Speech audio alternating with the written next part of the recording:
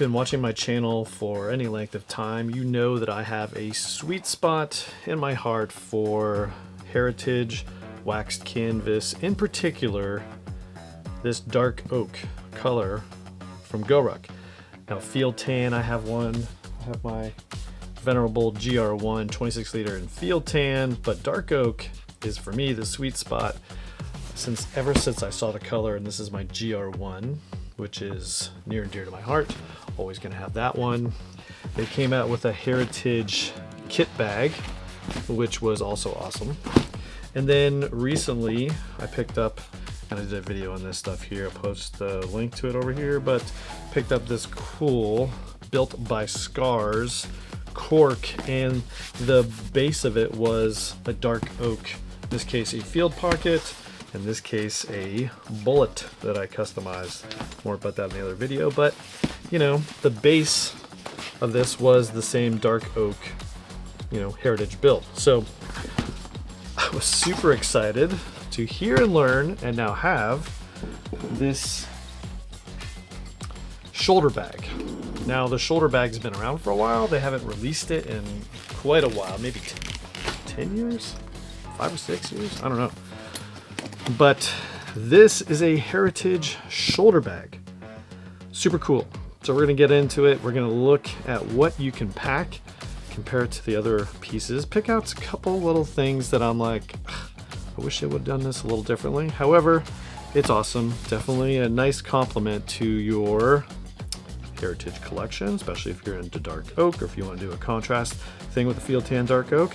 3 colors that I'm aware of: black, dark oak, field tan, for this initial release of this shoulder bag. So let's clear it all off and get right into it.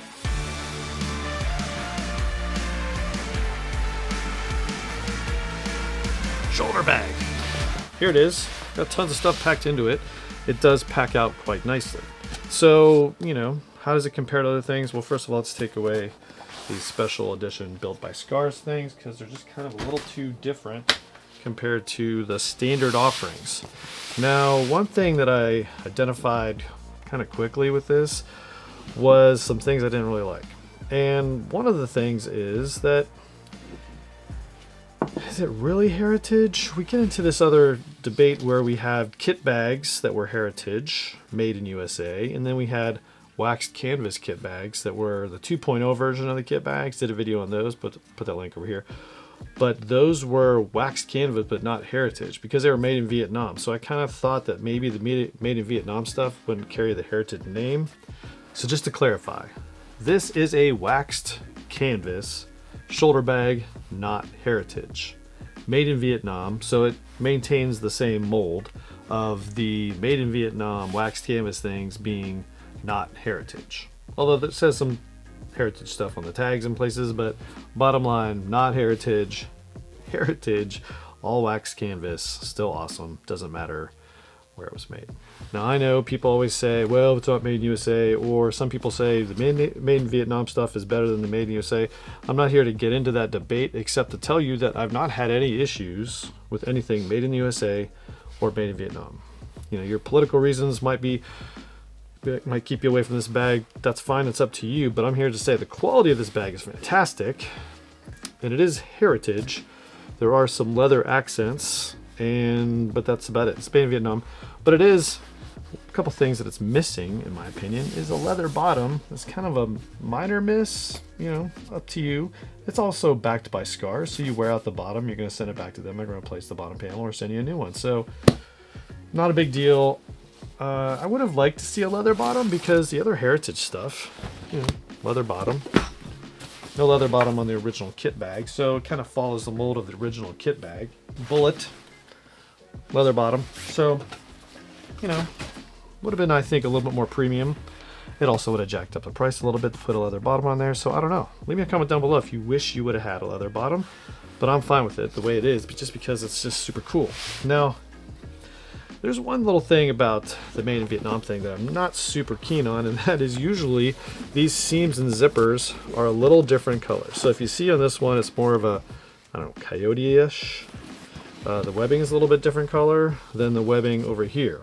So if you were hoping that all this coyotiness or all this Heritage wax canvas dark oak was going to match, you're going to be a little bit disappointed. However, I will say that I do like the contrasting bits on this. Leather, dark oak, the little contrast zipper, you know, and the kit bag is kind of the same thing, has this more greenish color, little coyote accents in places. And so I do like that. That's really nice. The bullet, I think the cork really does look nice with that. And so again, I've got the webbing to match on that one. The zippers and webbing on this is more coyote, more matching the color of the exact bag, so there's not as much contrast here that you would have had you built it with this. So some color differentiation, and we're just talking dark oak. The black is black, the field tan I haven't even seen, but just for this color, because I wanted to match my go around town, go anywhere kit, it you know, it's gonna look a little different. But as a standalone piece, I think it looks fantastic. The more blended in, you know, color kind of matches overall. More dark oak everywhere, just matches, I think, a little bit better. So I just want to get that out there with the color differentiations, the made in Vietnam, made in USA stuff. That's just what it is. So now that we've kind of gone through the colors, let's get a couple things off there. One thing I do want to talk about before I get rid of the GR1 is to show you just general sizes. This is labeled as a 15-liter shoulder bag, so it's more of line with the same size as the bullet. However, when you actually look at the size, it's generally speaking the same profile as a 21-liter GR1. It's about the same height, generally speaking the same width, and generally speaking the same depth. So, you know, is it 15 liters? I don't know. You be the judge there, but I just want to kind of point that out there, that it's probably a similar profile on your back if you're going to carry it in sling mode, like I'll show you here, kind of wore it around the back, or if you're going to put it on the front. To me, what makes this thing awesome, before we dive into the details, as a 1-2 combo is I got backpack with a bunch of stuff in here. Maybe, and before this was my tech kit, right? I would go kit bag with all the clothes and stuff, and then I would go, you know, electronics and expensive things in here. Well, now this allows me to kind of just put this as the bigger bag with a bunch of stuff in it, throw this in the overhead, and then put this in front of me with all the expensive stuff. So how you decide to travel is really up to you. I really do think this is a great 1-2 combo, or just a single EDC. So, you know, do it however you want, but you just have tons of options. And I like options, because normally when I go on a trip, I kind of decide how much stuff I'm taking and then how does that fit. Sometimes most of the time I prefer a single bag option. But if you are going to go someplace where you're going to work for a while, where you're going to need to carry a bunch of clothes and stuff and then get to the hotel and then go back and forth to a conference or to the office or something, and you need a smaller bag to go with you, this is a prime, great looking, classic, go to the office, not a ton of tacticalness on this, option that you might consider. It's nice, right? So let's get into it. One negative I have about this, when as soon as I packed it out, actually when I was trying to take photos of it, is I realized that it's not exactly symmetrically built. And so what you get with that is a little bit of a lean. So the bag is just bigger on the back panel, and it doesn't necessarily sit, it doesn't fall over, it stands on its own, and it is packed out, and I would say how I would pack it out, but it's just a little bit of a forward lean. Not a big deal, just one thing. Man, would have just built the thing a little more symmetric. So if I were to fix one thing, I'd put leather on the bottom. So if I had to pick one, if I had to fix this, I'd put leather on the bottom and I'd make it more symmetric. That's it. Otherwise it's perfect. So here we are. Now, just doing a little walk around here. Front of the bag, 2 drop-in pockets, not zip it. There are no zippers, there's no internal organization, 2 big pockets here where you might want to put a pen or a pocket knife if that's the way you were going to roll. More about why later. The sides both have attachment points for the shoulder strap. I'll touch on that because that is awesome. And then we have this webbing on both sides, which is, you know, I said low tactical. That's the only like tactical piece of this whole thing. It's got this webbing on the side, which allows you to, they do make some water bottle attachments that you could maybe put on there if you wanted external water. I don't. I like the sleekness of this. You could put a pen in there, maybe a pocket knife. I just have this hero clip on here so I can hang the whole bag if I needed to.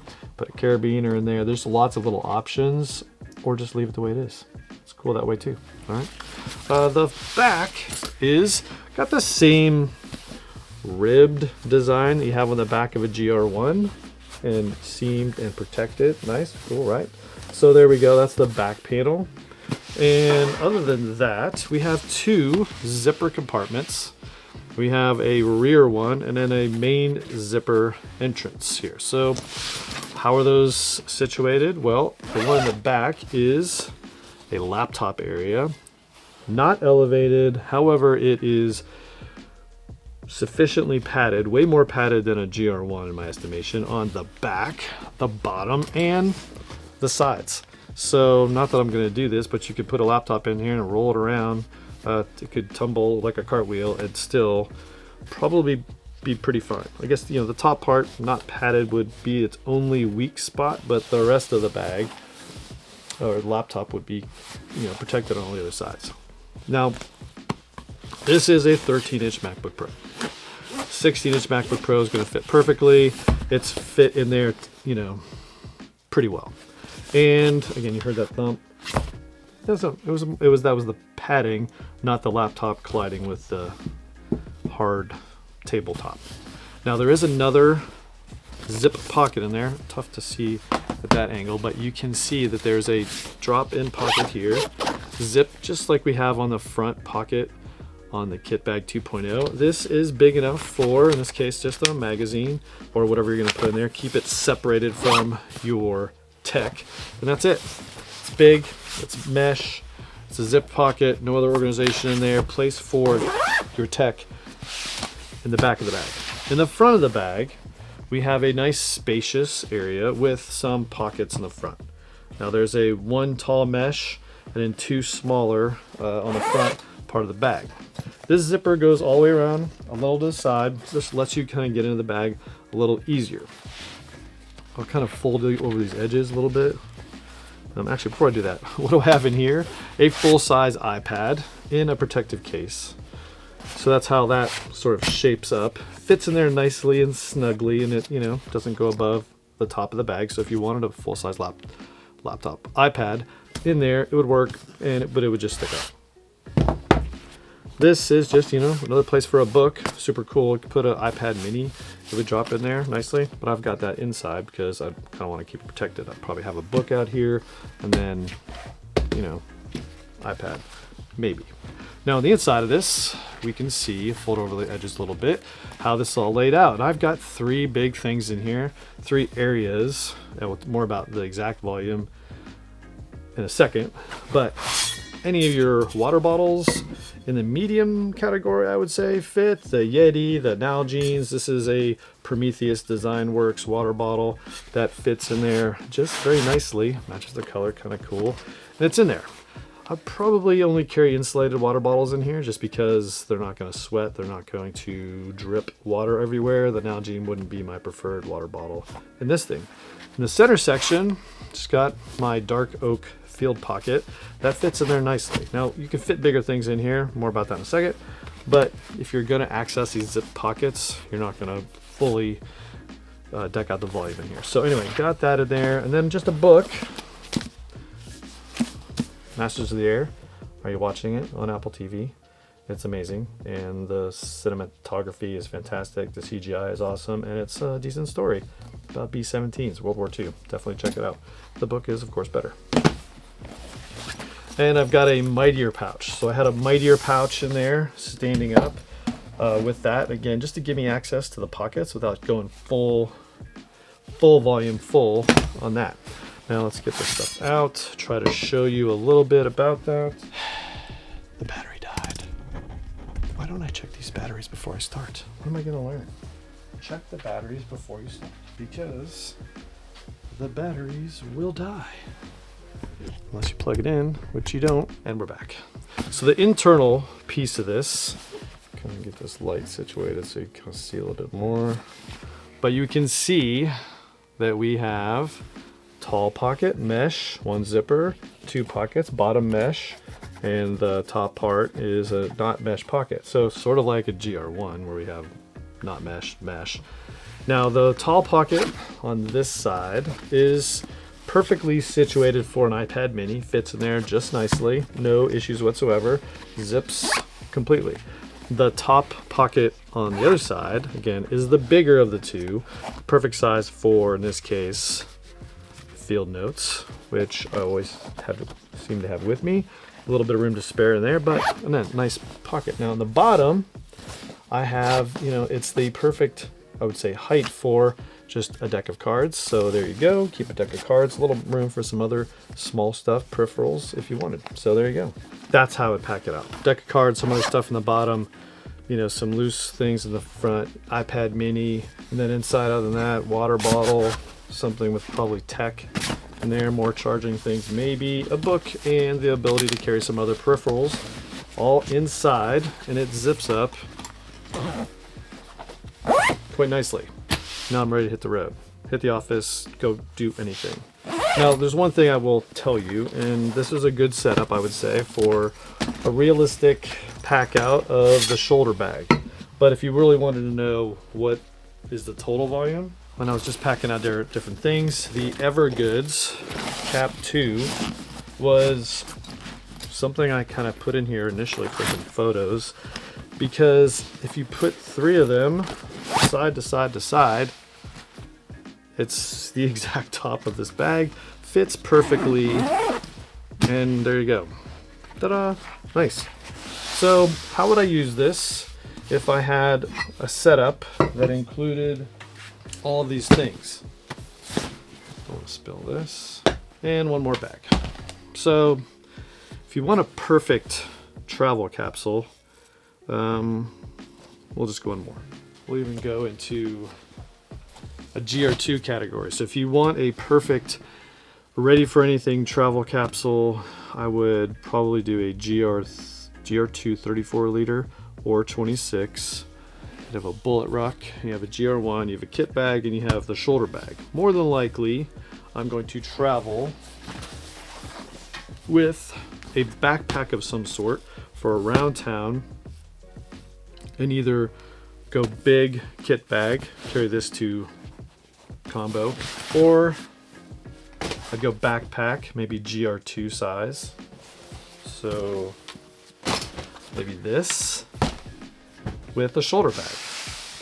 Now you can rock the shoulder bag and a backpack at the same time. It's super convenient. And that brings me to one feature that I haven't talked about yet, which is the shoulder strap. Now they also have these listed on the website, heritage style shoulder straps. If you watched my earlier kit bag videos, I talked about these shoulder straps being annoying because if you were to go backpack and then carry this thing on your shoulder, and the kit bag or even the shoulder bag has a tendency to slip off your shoulders. Now they've done some improvements. This heritage style has a different pad in. Now it's not, it feels a little 210-ish, but it's a little more grippy, I would say, than the standard 104. It does have a little more grip to it. It tends to do a little better on my shoulders. Now I gotta do a long-term review of it to see if that's really gonna be the case. But I do think it's awesome. The fact that it matches and it comes with it is fantastic. Definitely highly recommend. So there you go. What do you think of the shoulder bag? I think it looks awesome. And I'm really looking forward to keeping this thing kind of packed out in tech mode. So if I go light with a backpack, I'll have something for just in front of me with this, the stuff that I want on the airplane. So, I don't know, just a different way. Everybody's got their own personal preference for going around town. And if a backpack doesn't meet your requirements, then you can go total shoulder bag. But this one, get a little GORUCK styling, put a little patch on there, just like it comes with. And there you go. If you like this video, give it a thumbs up. Subscribe to the channel. More coming at you, outdoor stuff. There's a bunch of Mystery Ranch stuff that I just have to get to and just need to find the time. But until then, we're gonna rock this shoulder bag around town. With that, get outside. It's raining here today, so we'll stay inside. See you in the next one.